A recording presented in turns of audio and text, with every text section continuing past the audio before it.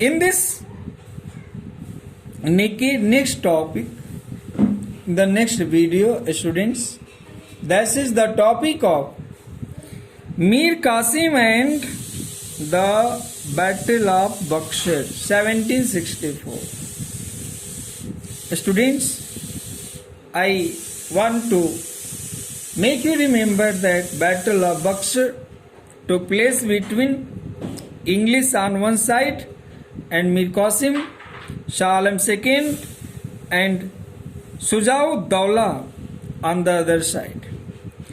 After the Battle of Plassey, Mir Jafar became the Nawab of Bengal, and there was one reason that he was a Nawab in name only.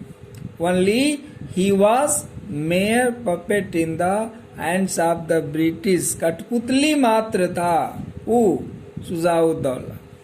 And he was mere puppet in the hands of English, and his treasury was soon emptied by the demands of the company's officials.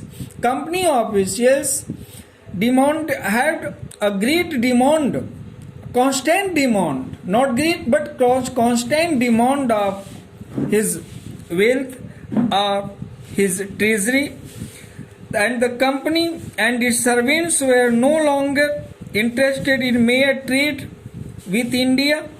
They also had a great desire of exploit the Indians' wealth.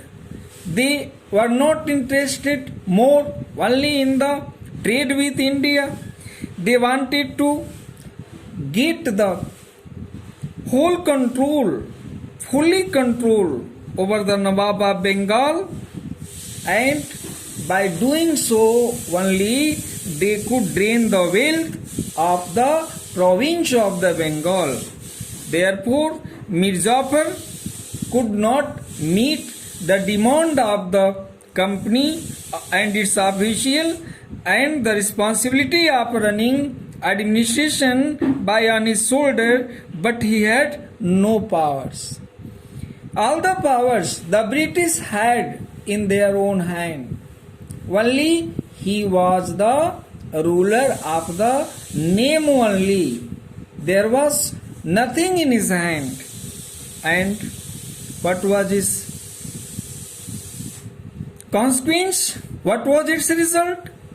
The result was that the administration got deteriorated, and the English charged him with neglect of administration. The English blamed him that he was not able to run the administration promptly. Therefore, they deposed him in 1760. Therefore, they deposed him in 1760. And after that, his son-in-law Mir Qasim was made the Nawab of Bengal, and he rewarded company by granting it the zamindari of the districts of the Bardhaman, Midnapur and Chittagong. He was an able, efficient and strong ruler. He determined to free himself from the foreign control, and he was powerful also. He improved both the financial condition of the kingdom and its administration, and raised a modern and disciplined army. And students, all this was not to the liking of the English or the British people did not like these things, and the English merchants carried on private trade without any duties. They involved in private trade, because in private trade they had to pay not any trade duties. Therefore, they began to abuse this privilege and sold their permits to the Indian merchants, who could also began to carry on duty. free trade, students. Understand? And the Nawab, what did the Nawab do? What was the role of Nawab in this? He abolished all the duties and deprived the English of all the illegal profit. What was the illegal profit of the British? What illegal profit they made? He deprived them from all these profits, and this enraged the company. They became very angry, and at the same time the company and its official began to oppress and ill, and the students, they also ill-treated with the officer of the Nawab and the poor people of Bengal.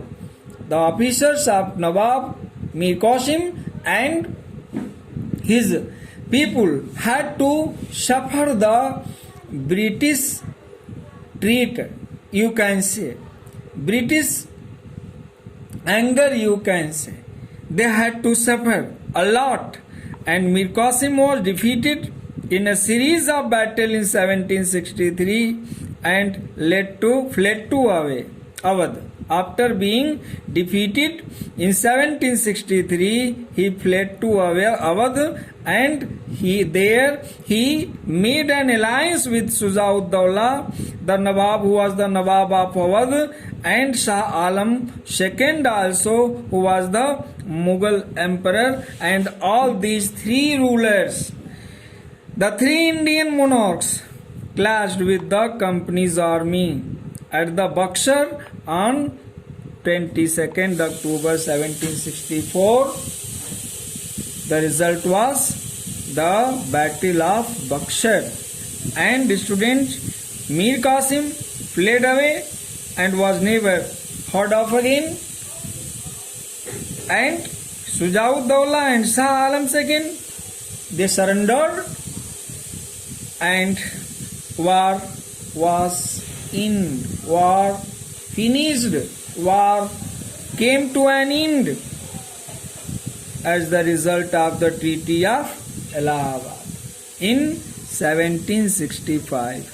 In 1765, they had to make an alliance, a treaty with the company power, and only the condition of the treaty, the Battle of Buxar came to an end, students.